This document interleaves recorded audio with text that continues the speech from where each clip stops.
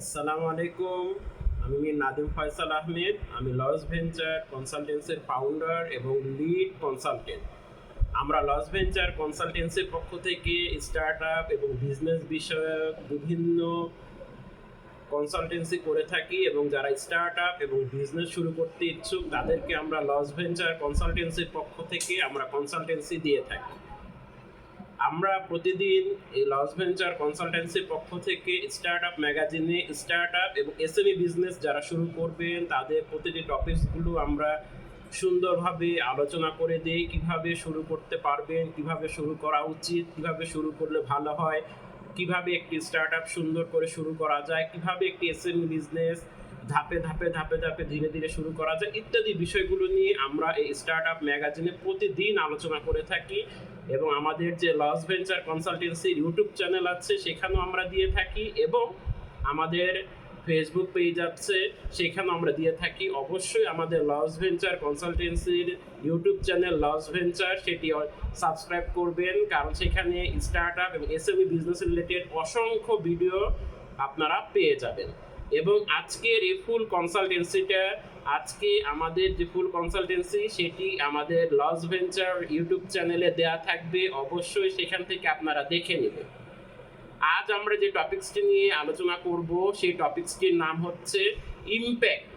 এই ইমপ্যাক্ট জিনিসটি বলতে আমরা কি বুঝি সেটি নিয়ে আজ আমি আলোচনা করব এবং ইমপ্যাক্ট আসলে কি কি জিনিসের ধারা হয়ে থাকে সেগুলো নিয়েও আমরা আজ আপনাদের সাথে কথা বলব। ইমপ্যাক্টের বাংলা যদি আমি করি বা আপনি যদি গুগলে সার্চ করেন বা ডিকশনারিতে দেখেন তাহলে দেখবেন ইমপ্যাক্টের বাংলা হয় প্রভাব। ইমপ্যাক্টের বাংলা হয় প্রভাব, অর্থাৎ ইমপ্যাক্ট মানে হচ্ছে প্রভাব, অর্থাৎ বিভিন্নভাবে আপনি প্রভাবের মেজারমেন্টটা করতে পারবেন। কিভাবে করবেন? প্রথমে যদি আমরা বলি সেটি হচ্ছে নাম্বার 1 প্রোগ্রেস। আপনি যে আপনার স্টার্টআপ নিয়ে আগাচ্ছেন বা এসএমই বিজনেস নিয়ে আগাচ্ছেন সেটি আগে থেকে কতটা ভালো হয়েছে বা আগে থেকে সেটি কিভাবে আরো ভালোর দিকে চলছে, আরো আগে থেকে সেটি কিভাবে চলছে ইত্যাদি বিষয়গুলো কিন্তু আমরা এই প্রোগ্রেসের অন্তর্গত বলতে পারবো। প্রোগ্রেসের বাংলা যদি আমরা করে থাকি তাহলে সেটি হবে উন্নতি, অর্থাৎ আপনার স্টার্টআপ বা এসএমই বিজনেসটা যে কোনো কিছুর প্রভাবে কতটা ভালোর দিকে আগাচ্ছে, কতটা ভালোভাবে সামনের দিকে এগিয়ে চলছে, আরও কতটা ভালোভাবে সামনের দিকে এগিয়ে যাওয়া যায়, এই যে মেজারমেন্টের যে এই যে বিষয়গুলো সেগুলোকে আমরা বলে থাকি হচ্ছে ইমপ্যাক্টের একটি অংশ বলতে পারবো। এখন আপনার যে এসএমই বিজনেস বা স্টার্টআপ সেটি আপনি একজন স্টার্টআপ কনসালটেন্টের পরামর্শ নিলেন, একজন স্টার্টআপ এক্সপার্টের পরামর্শ নিলেন, একজন বিজনেস কনসালটেন্টের পরামর্শ নিলেন, যার ফলশ্রুতিতে সেটি আগে থেকে আরো ভালোভাবে সামনের দিকে চলছে, আগে থেকে আরো ভালোভাবে সামনের দিকে ডেভেলপ করছে। এই যে আরো ভালোভাবে সামনের দিকে যে ডেভেলপ করছে, আরো ভালোভাবে যে সামনের দিকে এগিয়ে যাচ্ছে, এটিকে আমরা প্রোগ্রেস এর অন্তর্গত বলতে পারবো বা ইমপ্যাক্টের একটি অংশ বলতে পারবো।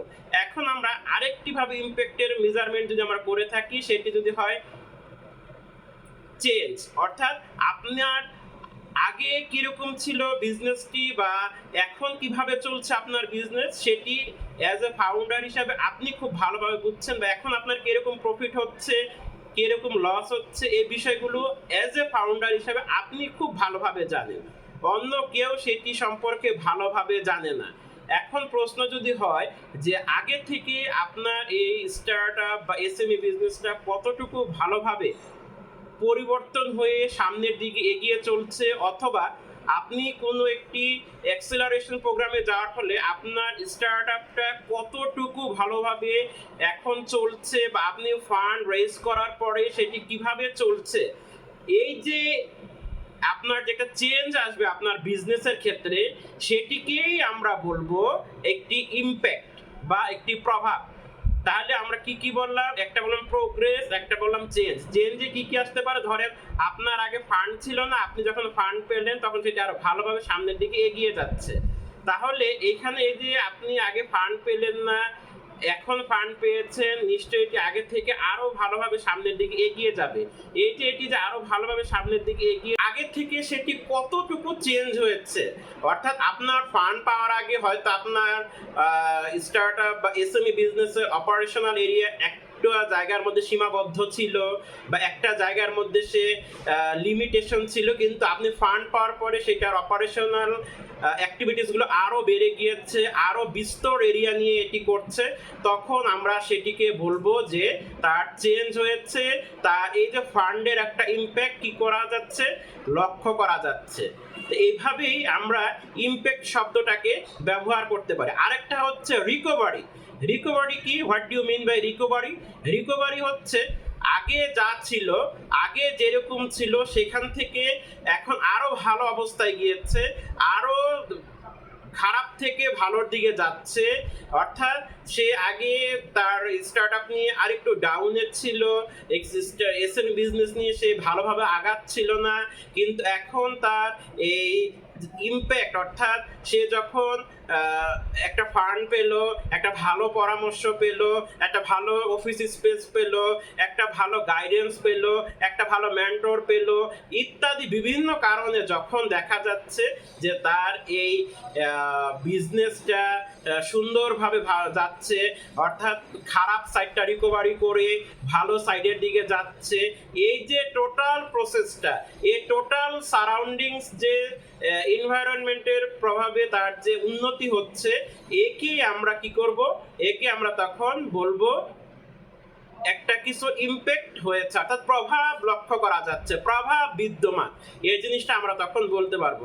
তো ইম্প্যাক্ট জিনিসটা বা প্রভাব, এই জিনিসটা আমরা মেজার করে থাকি প্রোগ্রেস, চেঞ্জ এবং রিকভারি। অর্থাৎ আপনার আগের থেকে কিরকম উন্নতি হচ্ছে সেটিকে আমরা প্রোগ্রেস ধারা বলতে পারবো, বা প্রোগ্রেস ধারা আমরা তাকে মেনশন করতে পারবো।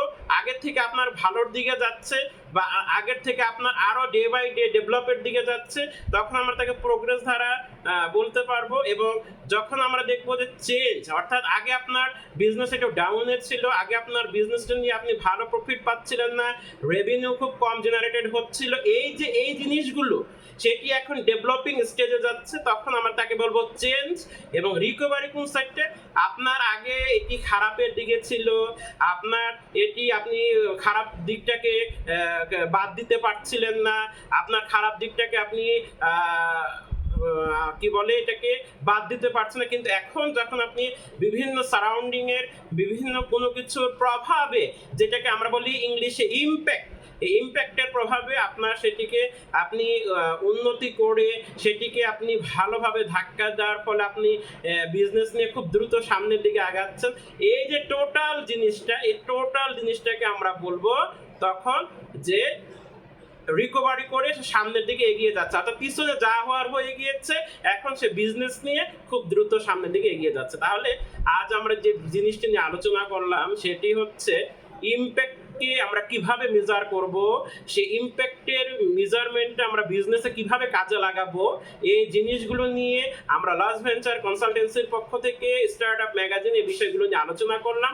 আশা করব আমাদের এই টোটাল আলোচনাটুকু থেকে যে জিনিসগুলো বিদ্যমান বা যে জিনিসগুলো আমরা বললাম সেটি হচ্ছে যে স্টার্টআপ বা এসএমই বিজনেসে অবশ্যই উন্নতি যেভাবেই হোক পরিশ্রম করে এটাকে নিয়ে যেতে হবে, এবং ইম্প্যাক্টটা যেন সবসময় লক্ষ্য করা যায়, ইম্প্যাক্টটা যেন সবসময় চোখে দেখা যায়, তাহলে দেখবেন আপনার স্টার্টআপ বা বিজনেস থেকে আপনি খুব সহজেই ইকোনমিক্যালি বেনিফিটেড হচ্ছেন। তাহলে আজ এই পর্যন্তই।